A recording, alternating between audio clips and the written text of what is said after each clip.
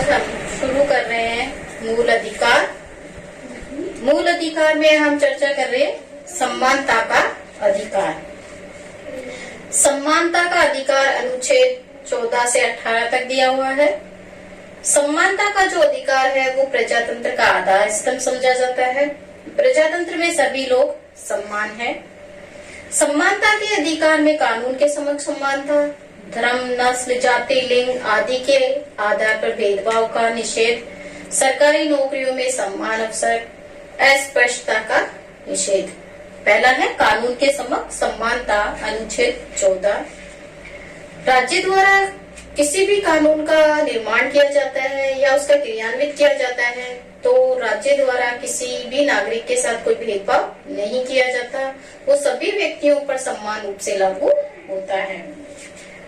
धर्म, नस्ल, जाति, लिंग या जन्म स्थान के आधार पर भेदभाव का निषेध, अनुच्छेद 15। धर्म के आधार पर, नस्ल के आधार पर, जाति के आधार पर, लिंग के आधार पर या जन्म स्थान के आधार पर कोई भेदभाव नहीं किया जाता। राज्य के लिए सभी व्यक्ति बराबर है, समान है।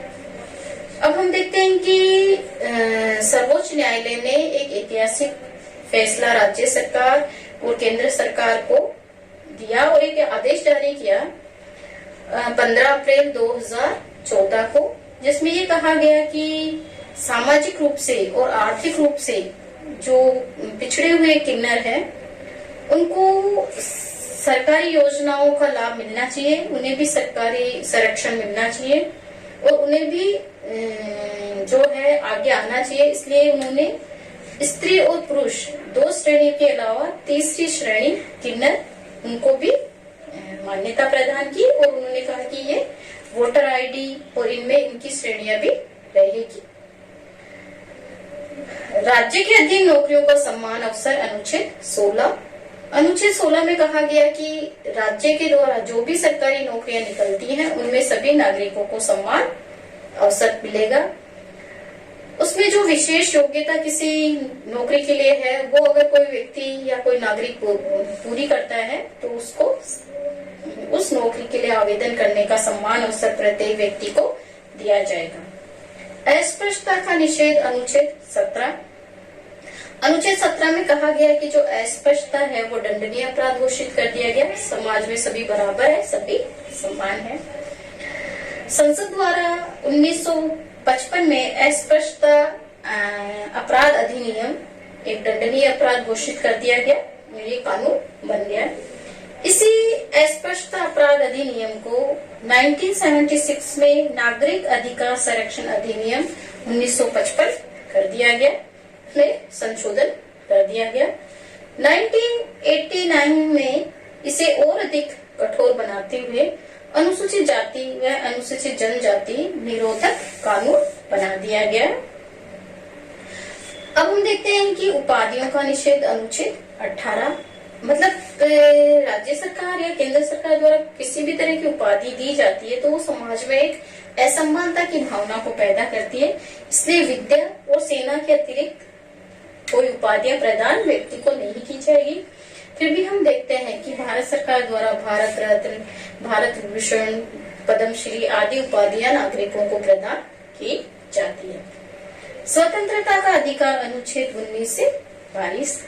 समानता का अधिकार और स्वतंत्रता का अधिकार एक दूसरे के पूरक है। स्वतंत्रता के बिना समानता का कोई महत्व नहीं और समानता के बिना स्वतंत्रता का कोई महत्व नहीं।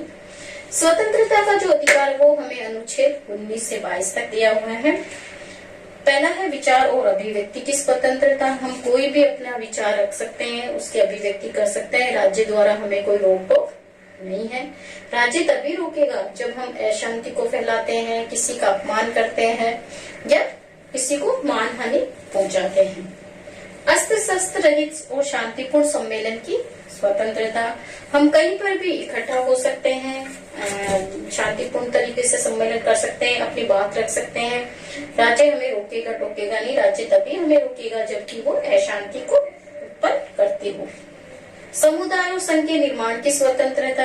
हम कोई भी संघ बना सकते हैं, किसी भी समुदाय का निर्माण कर सकते हैं। राज्य द्वारा हमें नहीं रोका जाएगा। राज्य हमें तभी रोकेगा जबकि ये किसी की स्वतंत्रता में बाधा पहुंचाते हो।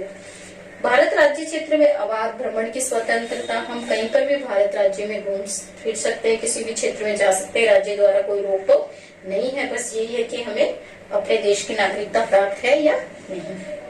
भारत राज्य क्षेत्र में अबाध निवास की स्वतंत्रता, हम कहीं पर भी निवास कर सकते हैं, हमारे ऊपर कोई प्रतिबंध नहीं है। प्रति उपजीविका या कारोबार की स्वतंत्रता, हम कोई भी व्यवसाय कर सकते हैं, कोई भी नौकरी कर सकते हैं, आजीवन के साधनों को अपना सकते हैं, राज्य द्वारा कोई रोक टोक नहीं की जाएगी। अपराध की दोष सिद्धि के विषय में संरक्षण, अनुच्छेद 20। अनुच्छेद 20 में ये कहा गया कि किसी व्यक्ति ने कोई अपराध किया और वो अपराध कर रहा है, उस टाइम में कौन से कानून का उसने उल्लंघन किया, जब तक वो सिद्ध नहीं हो जाता उसको दंडित नहीं किया जा सकता।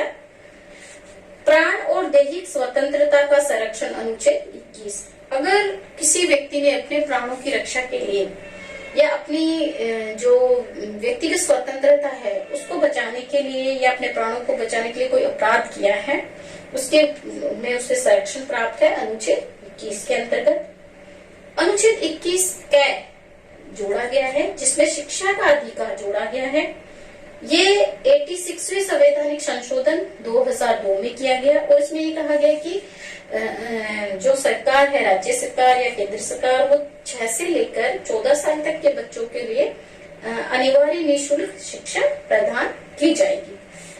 अब हम देखते हैं कि 24 अगस्त 1947 को एक सर्वोच्च न्यायालय ने एक फैसला दिया। उसमें ये कहा गया कि निजता का जो अधिकार है उसको मौलिक अधिकार बना दिया गया। निजता से यहाँ से मतलब है कि हमारे जीवन जीने की स्वतंत्रता या हमारी जो व्यक्तिगत स्वतंत्रता है वो इसमें शामिल है। 44वें संवैधानिक संशोधन 1979 के अनुसार हमारा जीवन जीने की स्वतंत्रता और हमारी जो व्यक्तिगत स्वतंत्रता है वो आपातकाल में भी समाप्त नहीं की जाएगी, वो आपातकाल में भी बनी रहेगी। बंदीकरण की अवस्था में संरक्षण, अनुच्छेद 22। हम देखते हैं कि किसी व्यक्ति को बंदी बना लिया जाता है तो वो 24 घंटे के अंतर्गत ये जान सकता है कि मुझे क्यों बंदी बनाया गया है, और बंदी बनाने के जब तक कारण स्पष्ट नहीं हो जाता तब तक उसको जेल में नहीं भेजा जाता। वो व्यक्ति जो है बंदी बनाने से लेकर जेल में जाने तक 24 घंटे तक उसको ये सुविधा उपलब्ध होगी। वो क्यों बंदी बनाया जा रहा है वो अपने कारणों को जान सकता है, उसके बारे में वो संरक्षण ले सकता है। लेकिन बंदीकरण की अवस्था में संरक्षण 2 अवस्था में प्राप्त नहीं होती व्यक्ति को, एक तो निवारक निरोध, एक शत्रु देश की अवस्था में। आज के लिए इतना ही। शोषण के विरुद्ध अधिकार, इसका जो है चर्चा हम कल करेंगे। आज के लिए इतना ही।